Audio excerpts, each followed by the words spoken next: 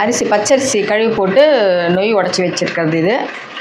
கடலைப்பருப்பு, உளுத்தம்பருப்பு, பெருங்காயம், கடுகு, வெங்காயம், பச்சை மிளகா, கருவேப்பிலை, கொஞ்சம் தேங்காய்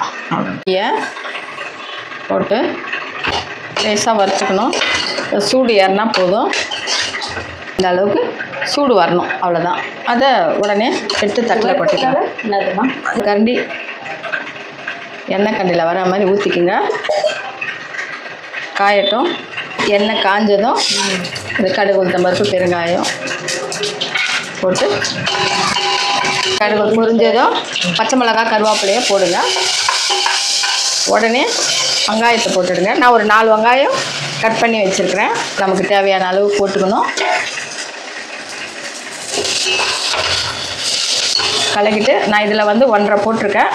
அதனால் இது 1க்கு 2 தண்ணி, 2 2.5 கூட ஊற்றிக்கலாம். நான் மெஷர் பண்ணி வச்சுக்கிறேன். நான் ஊற்றிக்கிறேன்.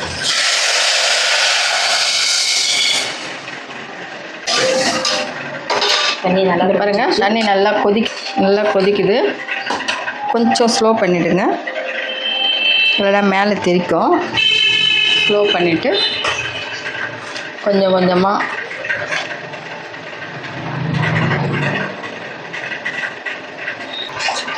நல்லா உருண்டையாக ஆகாது, பிசுக்கு இருக்காது.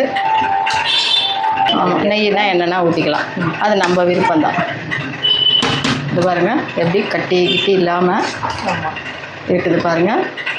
ரெடி ஆகிடுச்சோன்னா இது ரெடியாக வெந்துடுச்சு. இது தேங்காய் இதுவும் ஆப்ஷனல் தான். எங்களுக்கு தேங்காய் போட்டால் பிடிக்கும், அதனால் நாங்கள் போடுறோம். உங்களுக்கு தேங்காய் போட்டால் நல்லாயிருக்கும். ஒவ்வொருத்தருக்கு ஒத்துக்காது, பிடிக்காது அப்படின்றவங்க அப்படியே வேக வச்சு இறக்கிக்கலாம். நாங்கள் தேங்காய் கொஞ்சம் திருக்கி தான் போடணும். போட்டுட்டு நல்லா கலரி பச்சரிசியை கழுவி காய வச்சு மிஷினில் கொடுத்தும் உடச்சிக்கலாம். இல்லை நான் மிக்சிலேயே நான் உடச்சிடுவேன். மிக்சிலையே உடச்சி மாவை ஜலிச்சு எடுத்துகிட்டு ஒன்று போல் ரவையாக நம்ம உடச்சி வச்சுக்கலாம். அவ்வளோதான். இன்னும் ஒரு 2 நிமிஷம் இருந்தால் சரி, ஆயிடுச்சு.